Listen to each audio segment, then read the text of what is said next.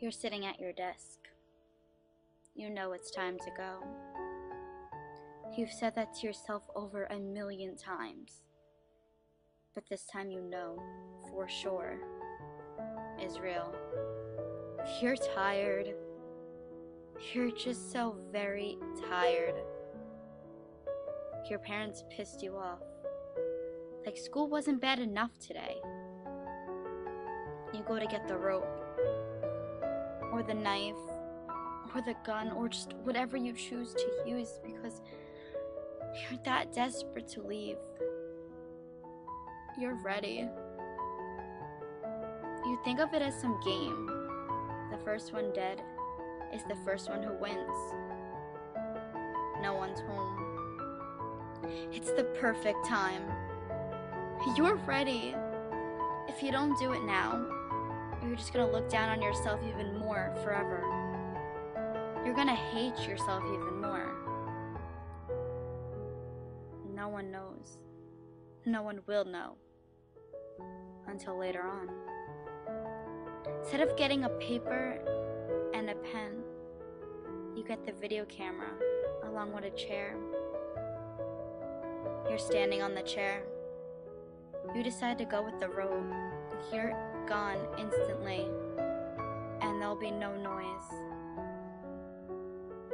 One side of the rope is tied to the top of your fan, while the other is already around your neck. You're in tears and you know it's for real this time. You can feel it. You turn on the video camera and you just stare at that red light blinking upon your eyes.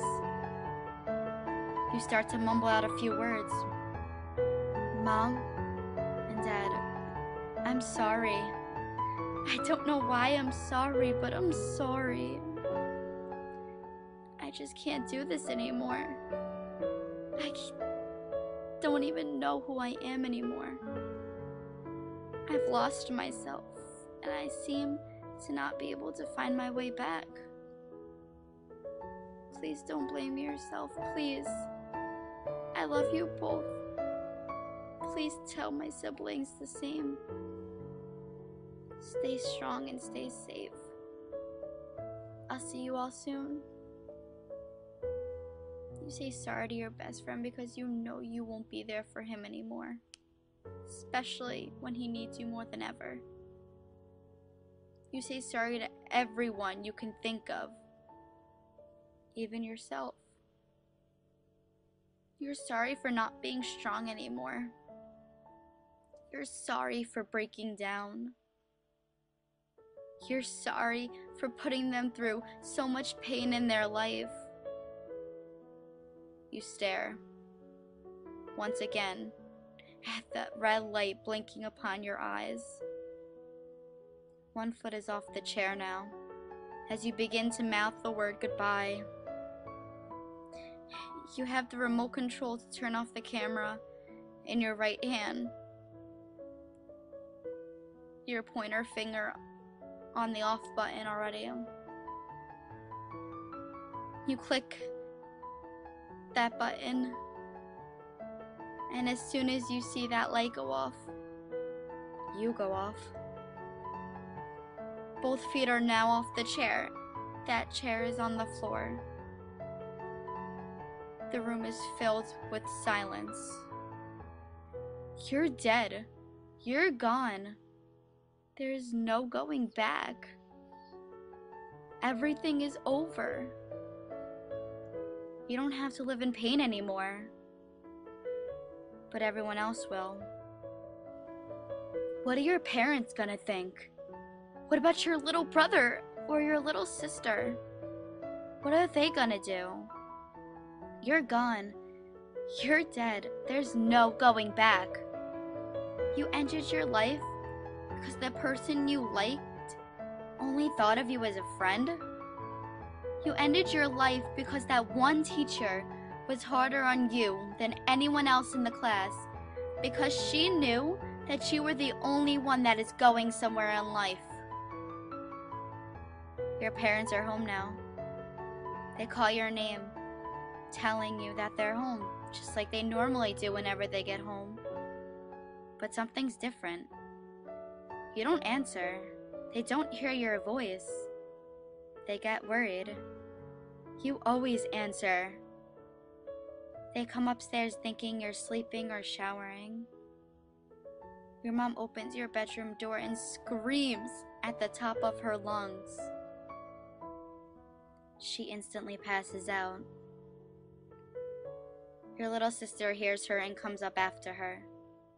She screams, "Daddy, help!" She runs over to you, hitting your leg, begging you to wake up. Wake up! Wake up! Please stop! Wake up! But you don't answer. You're not waking up. You're gone. You're dead. There's no waking up. There's no going back. Your dad comes running upstairs and all he could do was stare. He watches his baby girl swing back and forth on a rope. He sees the video camera and he sees the chair, but he doesn't move. He's stiff as a board. He cries. Your dad never cries. He picks up the phone and calls 911. He can barely get the words, "My daughter committed suicide," out of his mouth. He's in tears. Your little sister stares at your dad. He hangs up and she jumps right into your daddy's arms, crying harder than ever. She's too young to understand completely, but she knows you're gone. She knows you're dead and she knows that you're never coming back. Everything is over. The cops finally arrive. They take your mom out of your room. They push your dad and sister out of your room. And now they're sitting in the living room. They take your body down off those ropes and lay you on the stretcher. They cover your body and out you go. Just like that. In the blink of an eye, everything happened and everything was over. You're gone. You're dead. There's no going back. Nothing is the same. 2 weeks have passed and your mom still stares out the window more than half of the day. Sometimes even the whole day. Your little sister still hasn't returned to school. Your dad was forced to go to work so he could pay all the bills for your wake and your funeral. Eventually, they found the strength to go back into your room. Your door hasn't been opened for 2 months. The rope is still laying on the floor, the same place the cops put it, and the video camera is still sitting on the table. They don't even dare to watch that video. It will never be seen. They slowly pick up the ropes and throw it in the garbage. Chills run up their spine, your mom basically in tears. They brush off your bed, making it neat, like they used to do every morning after you went to school. Your desk was empty. It didn't have those little sticky notes you used to leave before you ran to the bus saying, "Have a good day, Mom. Remember to smile." Or "Have fun at work, Dad." Smiley face. You pretended to be so happy. You even tricked yourself. Your bed was made and your room was clean. They shut the door and it remained shut. Your school is still in distress. You thought no one cared and you thought no one noticed you. You remember that girl that said no to being your lab partner? Yeah, she cuts every single night now because she thinks it's her fault that you died. You remember that boy that tripped you by accident, looked at you and just didn't say sorry? Yeah, he's in suicidal therapy 5 days a week in the hospital because he feels a smile could have saved your life and he didn't give that to you. Do you remember that teacher that was hard on you that day? She quit her job because she felt she wasn't suited to teach anymore. You're gone, you're dead. There's no going back. 4 years have passed now. Your little sister is now 15 years old. She started a club. It's in her school dedicated to you. Secrets is what she calls it. The club is formed for kids to speak their hearts without anyone judging them. They could say anything they want to and talk about anything they needed to. If they were suicidal, they always had someone to talk to. That was your problem. You didn't want to talk to anyone. You had everything bottled inside of you. You acted as if you were the happiest kid on the planet, and you acted as if you had the perfect life. You played that happy character so well that even you started to believe it. You would be so happy all day, and as soon as you laid in bed that night, the thoughts came back. A little fight between you and your parents could have set you off. But with everything inside of you bottled up for years, you just hit your limits. You're gone. You're dead. There's no going back. Your room will never be occupied. Your mom still cries every single night. Your dad isn't as strong as he used to be. Your little sister will never grow up with you by her side, moving her in the right direction. She needed you. Your best friend is still torn up. He needed you. Your parents don't know what to do anymore. They needed you. Your school now has a club dedicated to you, so teens will not make the same mistake as you did. Your life was precious, and you took it away in the blink of an eye. All you needed was a smile. It's all you needed to show you that everything will be okay. But since you're gone, just know people cared. People always have cared.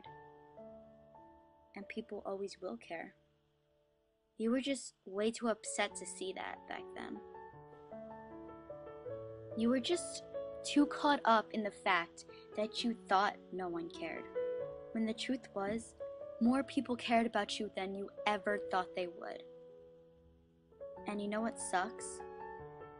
It sucks that you see that now that you're gone, and you didn't see that when you were still here. Your town will never be the same. A girl is gone. A special girl. A girl who thought no one cared. Everyone cared. I promise you. They care. They always have cared, and they always will care. We loved you, and no matter what, we will still always love you.